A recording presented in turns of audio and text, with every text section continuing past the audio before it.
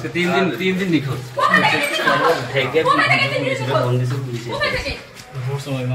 আসলে আমরা 3 বান্ধবী, আর ওই বাসার যে আন্টি হচ্ছে আমার মার বান্ধবী। আন্টি জব করে, আন্টি সকালে চলে গেছে ডিউটিতে। পরে আমি আমার বান্ধবী ছিলাম, এই অবস্থায় ওই লোকজন গেছে।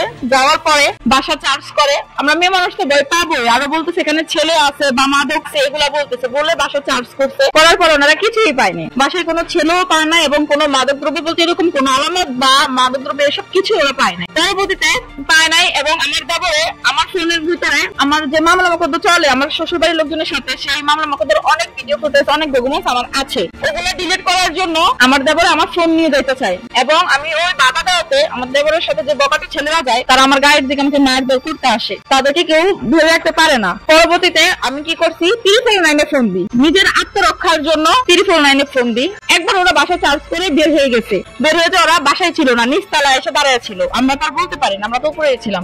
আবার 1-1.5 ঘন্টা ওরা আবার উপরে গেছে। যাওয়ার পরে আমার সাথে তখন যে ফোন নেওয়ার জন্য সিনকেট করে। পরে আমি ফোন দিন, আমার সাথে মারামারি বাজে। পরে আমি নিজে আত্মরক্ষার জন্য, নিজে বাঁচার জন্য আমি 349 ফোন দিছি। ফোন দেওয়ার পরে 349 ফোন দিয়ে আমি থানায় কথা বলছি। পরে থানা থেকে পুলিশ আসছে। আসার পরে আমি পুলিশের সাথে থানায় চলে যাই।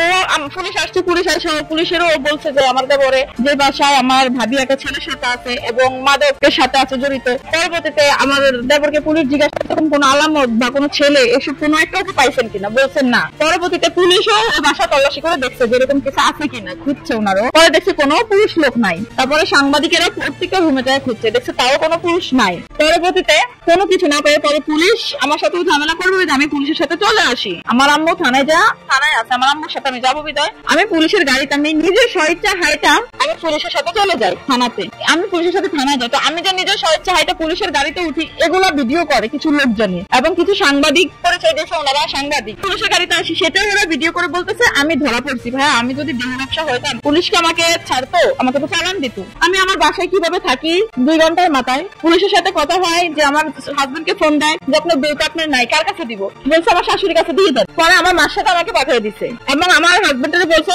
আসতে বলে আইসা যদি সংসার করা হয়, যদি একটা ঝামেলা চলতেছে পিছনের দিক থেকে, তাহলে একটা বসে সমাধান করবে। পরবর্তীতে এটা বলে আমাদেরকে পাঠিয়ে দেয়। আমার দেওয়ার চলে যায়, আমি বাসায় চলে আসি। রাতের বেলা আমি দেখি যে বিভিন্ন সামাজিক যোগাযোগ মাধ্যমে বিভিন্ন ফেস থেকে, বিভিন্ন মানুষের ফেসবুক আইডি থেকে পোস্ট করা হচ্ছে যে আমি দেহ ব্যবসা করতেছি, আমি কট খাইয়েছি, আমি জেলে নিয়ে গেছি, আমাকে চালান দিয়েছে। কিন্তু ভাই আপনারা সত্যিটা যাচাই করেন, থানায় যান, থানায় যা জিজ্ঞাসা করেন ওসি স্যারকে এবং যে দারোগা গেছে দারোগাকে জিজ্ঞাসা করেন। এই ঘটনাটুকু আমাকে না জিজ্ঞেস করে ঘটনাস্থলে যারা ছিল, যারা আশেপাশে ছিল, ওইখানে যে ঘটনা ঘটছিল, আপনারা যারা গণমাধ্যম কর্মী ছিলেন তাদেরকে প্রশ্নটা করলে আমার মনে হয় যে সবচেয়ে সুন্দর একটা উত্তর পাবে। এই ঘটনার সাথে আমি কোনোভাবে জানি না। আমাকে এলাকার গণ্যমান্য ব্যক্তি ফোন করে বলছে ওই ব্যক্তিটা আমি জানছি যে ওখানে তাকে মানুষ ধরছে, আমি আর কিছু জানি না। আমাদের কাছে যে কোনলাইনে কল আসছে একটা মেয়ে উদ্ধারের জন্য, আর হচ্ছে মানে তাকে হেনস্থা করতে এরকম বিষয়। আর আরেক দিক থেকে আবার ফোন আসছিল যে এরকম একটা মেয়ে এসে খারাপ মেয়েদেরকে আটক করছে, সেখানে আটক করছে, ওইখানে যে আটক করছে তার খারাপ মেয়ের ভাসুদ মানে দেখো তোরা বলছে যে খারাপ মেয়ে, খারাপ জিনিসপত্র সহ, খারাপ লোকজন সহ আটক করে। পুলিশ গিয়ে ওইখানে ওরকম কিছু পায় না, কোনো সুযোগ দেখেও কাজে লাগে। যারা সাংবাদিকতা করবেন তারা অ্যাকুরেটলি তথ্য